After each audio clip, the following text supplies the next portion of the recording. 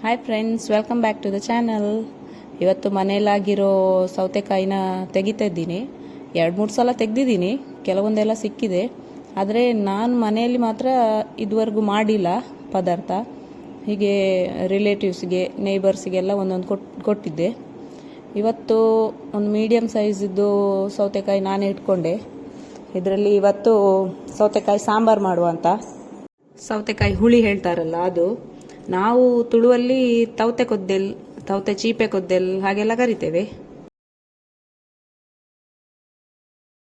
ಸ್ವಲ್ಪ ಸಿಹಿ, ಖಾರ, ಹುಳಿ ಎಲ್ಲ ಫ್ಲೇವರು ಇರುತ್ತೆ ಇದರಲ್ಲಿ. ನಾನಿದನ್ನು ಸರಳ ವಿಧಾನದಲ್ಲಿ ಮಾಡ್ತಾ ಇದ್ದೀನಿ. ಹೆಚ್ಚು ಅಡ್ವಾನ್ಸ್ ಮೆಥಡಲ್ಲಿ ಏನು ಮಾಡೋಕ್ಕೆ ಹೋಗಲ್ಲ.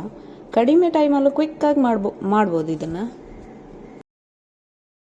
ಮೊದಲು ಇದನ್ನೆಲ್ಲ ನೀಟಾಗಿ ಕಟ್ ಮಾಡಿಕೊಂಡು ತೊಳೆದಿಡೋಣ. ನಾನಿಲ್ಲಿ ಸಿಪ್ಪೆ ತೆಗಿತಾ ಇಲ್ಲ. ಕೆಲವ್ರು ತೆಗಿತಾರೆ, ಬೇಕಾದವ್ರು ತೆಗಿಬೋದು. ನಾನು ಸಿಪ್ಪೆ ತೆಗೆಯುವುದಿಲ್ಲ. ಮೊದಲು ಬಾಣಲಿಗೆ ಸ್ವಲ್ಪ ಎಣ್ಣೆ ಹಾಕಿ, ಎಣ್ಣೆ ಕಾದ ನಂತರ ಸ್ವಲ್ಪ ಸಾಸಿವೆ, ಕರಿಬೇವು ಸೊಪ್ಪು, ಹಾಗೆ ಅದಕ್ಕೆ ಅರಿಶಿನ ಕೂಡ ಆ್ಯಡ್ ಮಾಡಿ, ಸೌತೆಕಾಯಿ ಹೋಳುಗಳನ್ನೆಲ್ಲ ಹಾಕಿ, ಆಮೇಲೆ ಹುಣಸೆ ರಸ ತೆಗೆದಿಟ್ಕೊಳ್ಬೇಕು. ಹುಣಸೆ ರಸನ ಹಾಕಿ ಬೇಯಕ್ಕೆ ಇಡಬೇಕು.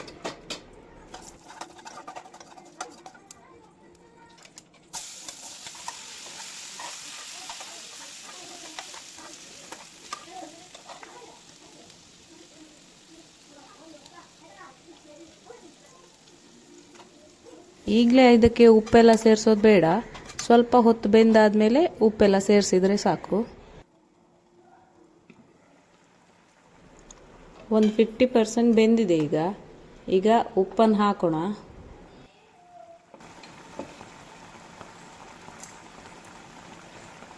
ಹಾಗೆ 1-2 ತುಂಡು ಬೆಲ್ಲ ಕೂಡ ಹಾಕಿ ಸ್ವಲ್ಪ ಹೊತ್ತು ಬೇಯಲಿಕ್ಕೆ ಬಿಡುವ.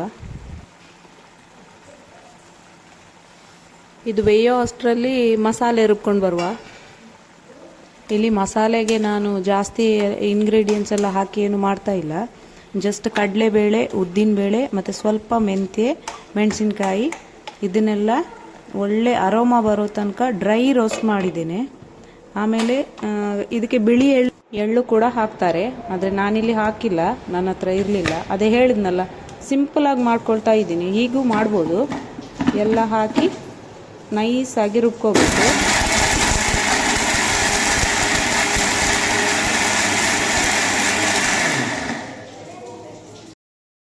ಇಷ್ಟು ನೈಸಾಗಿ ರುಬ್ಕೊಂಡ್ರೆ ಸಾಕು.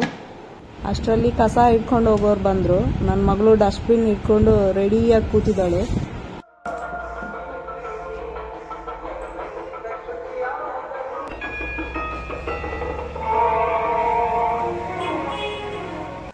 ಮನೆಯಲ್ಲಿ ಜಾಸ್ತಿ ನಾವಿಬ್ಬರೇ ಇರ್ತೀವಲ್ಲ, ಹಾಗಾಗಿ ನಾನು ಏನು ಕೆಲಸ ಮಾಡ್ತೀನಿ ಅದನ್ನೆಲ್ಲ ಸರಿಯಾಗಿ ನೋಡ್ಕೊಂಡಿದ್ದಾಳೆ. ಅಂದರೆ ಕಸದವ್ರು ಬಂದರೆ ಡಸ್ಟ್ಬಿನ್ ಇಟ್ಕೊಳ್ಳೋದು, ತರಕಾರಿಯವ್ರು ಬಂದರೆ ಬುಟ್ಟಿ ತಗೊಂಡು ಬರೋದು, ಹೀಗೆಲ್ಲ ಮಾಡ್ತಾಳೆ.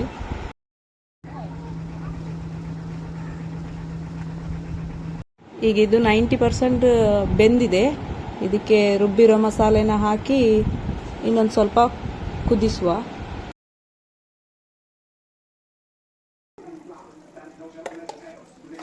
ಅಲ್ಲಿ ಅನ್ನಕ್ಕೆ ಮಾತ್ರ ಅಲ್ಲ, ಅನ್ನಕ್ಕಂತೂ ಸೂಪರ್ ಆಗಿರುತ್ತೆ.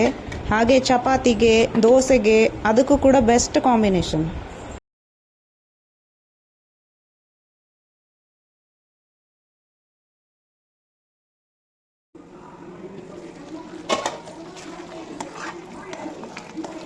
ಸರಿ ಕುದೀತು ಇದು. ಹೀಗೆ ನೋಡಿ, ಅದರಲ್ಲಿರೋ ಎಣ್ಣೆ ಎಲ್ಲ ರಿಲೀಸ್ ಆಗೋ ತನಕ ಸರಿ ಕುದಿಸ್ಬೇಕು. ಅದರ ಟೆಕ್ಸ್ಚರ್ ಕೂಡ ಹೀಗೆ ಇರಬೇಕು.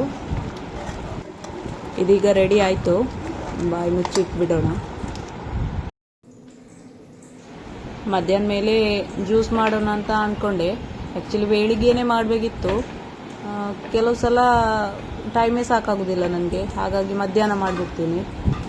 ಕ್ವಿಕ್ಕಾಗಿ ಆಗುತ್ತೆ ಅಂತ ಕ್ಯಾರೆಟ್ ಬೇಯಿಸಿಟ್ಟಿದ್ದೆ. ಸೊ ಅದಕ್ಕೆ ಏಲಕ್ಕಿ, ಹಾಲು ಹಾಕ್ಕೊಂಡು ಅದನ್ನೇ ಮಾಡಿಬಿಟ್ಟೆ.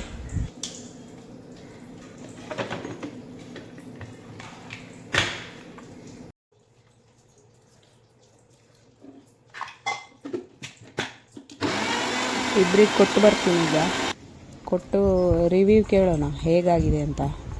ಸುಮ್ಮನೆ ಕ್ಯಾಮ್ರಾ ಇಟ್ಕೊಂಡಿದ್ದಕ್ಕೆ ಸೂಪರ್ ಅಂತ ಹೇಳಿದರು. ಇನ್ನೂ ಎಕ್ಸ್ಟ್ರಾ ಹೇಳಿದರು, ಒಂದಿನ ಮಾಡ್ತೀಯಾ 2 ದಿನ ಮಾಡಲ್ಲ ಅಂತ. ಸೊ ಇವತ್ತಿಂದ ಚಾಲೆಂಜ್ ಆಕ್ಸೆಪ್ಟ್ ಮಾಡ್ಕೊಳ್ತಾ ಇದ್ದೀನಿ. 1 ವೀಕ್ ಡೈಲಿ ಜ್ಯೂಸ್ ಮಾಡ್ತೀನಿ. ನೋಡೋಣ ಚಾಲೆಂಜ್ ಪಾಸ್ ಮಾಡ್ತೀನೋ ಇಲ್ವೋ ಅಂತ. ಓಕೆ ಫ್ರೆಂಡ್ಸ್, ಇವತ್ತಿನ ವ್ಲಾಗ್ ಇಲ್ಲಿಗೆ ಮುಗಿಸ್ತಾ ಇದ್ದೀನಿ. ಮುಂದಿನ ವಿಡಿಯೋದಲ್ಲಿ ಸಿಗೋಣ. ಬಾಯ್.